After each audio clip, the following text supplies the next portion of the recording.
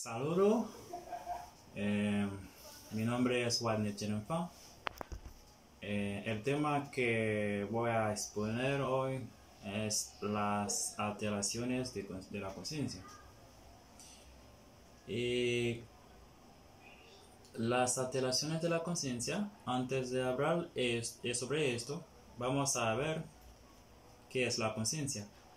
La conciencia es un estado en el cual el sujeto tiene conocimiento de sí mismo y de su entorno. Y la palabra alteraciones de la conciencia, esa es utilizada para explicar la situación de un paciente o de un sujeto en relación a su capacidad para interactuar con el entorno y comprender la realidad. Sus afectaciones pueden provocar la pérdida de funciones motores conscientes e inconscientes.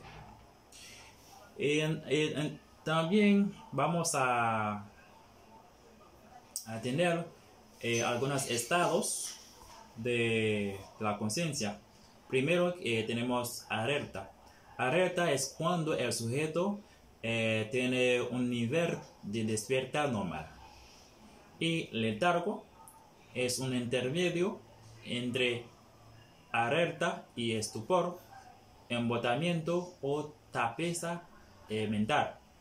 Y el estupor es una ausencia de respuesta basal y se necesita la aplicación de estímulos intensos para despertar. Y tenemos coma, que es cuando tuvo un sueño profundo y cuando hay una ausencia de despierta pero con los ojos cerrados. Y también vamos a ver algunos signos y síntomas de la conciencia, que es los estados. Entonces vamos a ver un estado vegetativo. Este estado, entonces vamos a tener un paciente respira por sí mismo, pues no está normal. Y existe un estado de conciencia mínimo. El paciente sigue órdenes sencillas. Y existe también un paciente mutismo asinético es cuando el paciente no puede hablar ni moverse. Y luego viene delirio, que es cuando es un ciclo vigilia, cuando tiene un sueño alterado. Existen algunos criterios para el estado mínimo de conciencia. Para diagnosticar estos criterios, vamos a hacer un estado mínimo de conciencia. Deben demostrarse pruebas limitadas, pero claramente perceptibles, de conocimiento del yo y del entorno en una base reproducible o sostenida por una o más de las siguientes conductas. Existen cuatro conductas. La primera, que es obedecer órdenes siempre el paciente. Respuesta gestual o verbal de sí o no, eso independientemente de la precisión. Y 3, verbalización inteligible. Y 4, una conducta intencionada, incluido movimiento o conducto afectivo. Existen algunos abordajes del paciente que está en coma. Por ejemplo, un estímulo verbal. Las causas de coma son urgencia aguda, amenazan con la vida y aseguran que el cerebro recibe oxígeno o sangre adecuadamente. Y también vamos a ver una exploración rápida inicial y manejo de urgencia. ¿Cómo vamos a aplicar esto? Vamos a satisfacer inmediatamente el cerebro con oxígeno empírico, con 100 miligramos de tiamina, pero en la vía extravenosa con 25 gramos, pero previa de una determinación glucosa sérica. Y vamos a usar los opiáceos, que es un fármaco naloxona 0.4 a 2 miligramos por la vía extravenosa. Existen tres formas de presentación del coma: progresión inesperada o enfermedad subyacente, episodio no previsible de enfermedad conocida y coma en paciente no conocido. En la exploración física general del paciente en coma, vamos a explorar algunas partes del cuerpo, por ejemplo, la cabeza y cuello. En la cabeza puede encontrar una trauma, una fractura, una edema, entre otros. Y también en el cuello. Existen en la cabeza y el cuello existen dos signos de Mapache, que es cuando hay una fractura anterior de la base de cráneo, y signo de Bator es cuando hay una fractura en la base de cráneo y mastoides temporal.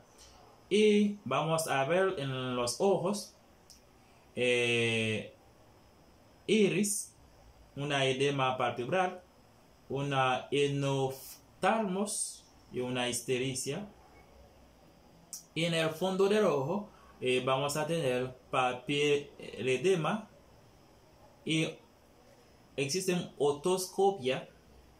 En esta otoscopia entonces vamos a tener una infección, una hemorragia, una rinorrea. Exploración en general también en la cavidad oral.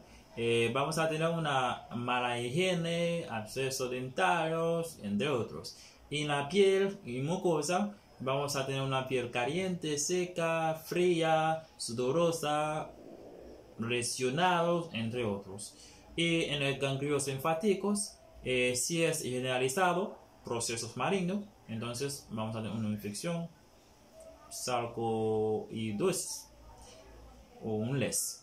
Y en el corazón, como cardiovascular, vamos a tener una arritmia, soplos, cardiomegalia.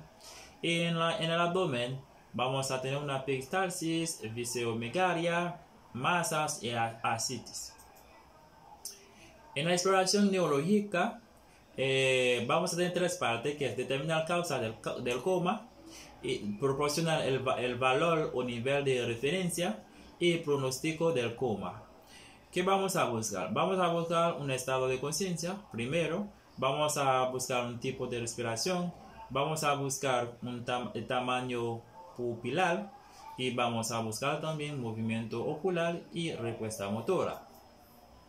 En la respiración, entonces eso depende, es asegurar con la respiración el aporte adecuado de dióxido de carbono, de oxígeno adecuadamente, y buscar cianosis y buena correlación de la piel, y visualizar los diversos patrones respiratorios del paciente.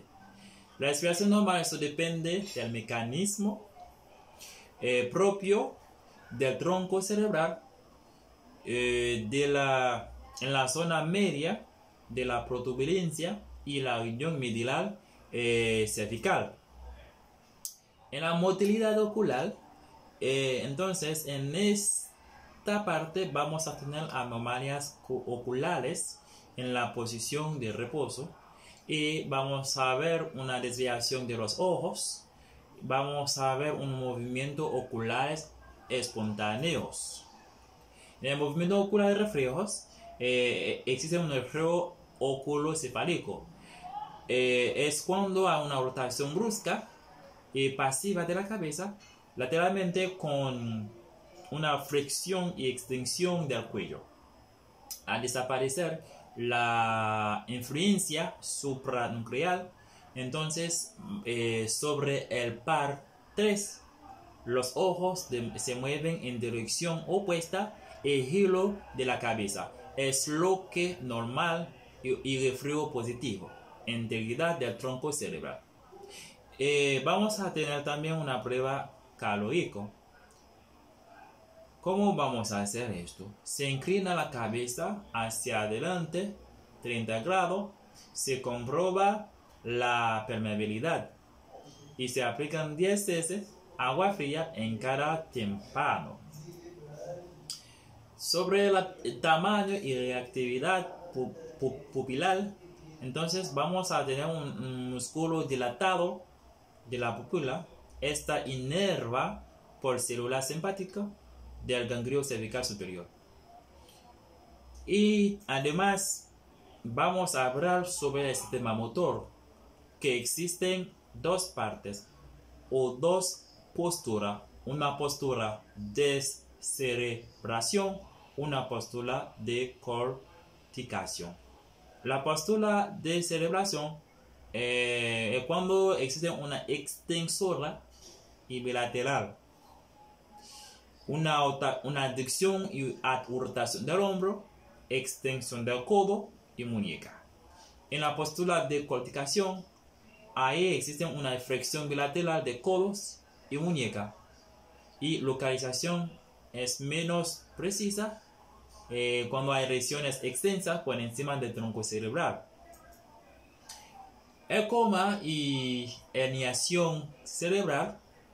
En esta parte, el tronco de los signos procesos son disminución del nivel de conciencia, leves variaciones de la frecuencia o profundidad de la respiración. Vamos a tener algunas pruebas. En este caso, vamos a usar una gasometría para valorar la hipoxemia y la narcosis por dióxido de carbono. Vamos a hacer un hemograma completo. Vamos a tener también una prueba hepática, y vamos a ver una EEG, es para confirmar la lesión estructural del sistema nervioso central en pacientes inestables que no pueden ser trasladados para realizar neuroimagen. Dentro de la muerte cerebral, vamos a tener una coma. Como he dicho anteriormente, coma es cuando tuvo un sueño profundo o cuando hay una ausencia para despertar. Entonces, en la muerte cerebral vamos a tener una ausencia de respuesta a estímulos y vamos a tener también una ausencia de movimientos respiratorios. Realizado la prueba de apnea, si está conectada al ventilador, se necesita para una tasa de dióxido de carbono de 60 miligramos de mercurio por lo menos. En la muerte cerebral vamos a tener una ausencia de reflejos del tronco cerebral pupilar, oculocefálico, corneo, reflejo náuseo y reflejo oculovestibular. Y también vamos a tener una ausencia de casos potencialmente reversibles de depresión significativa. Para terminar, vamos a ver una supervivencia en muerte cerebral. ¿Cómo hace eso? Eso es infrecuente, esa supervivencia, que sobrevivan más de una semana. En una revisión de 175 casos que sobrepasaron una semana, la semivida disminuye de 2 a 3 meses y lento descenso a cabo de un año. Bueno, hasta ahí es mi exposición del tema alteraciones de la conciencia, que es muy importante a saber.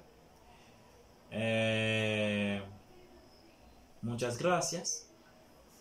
Nos vemos por el próximo tema. Bye.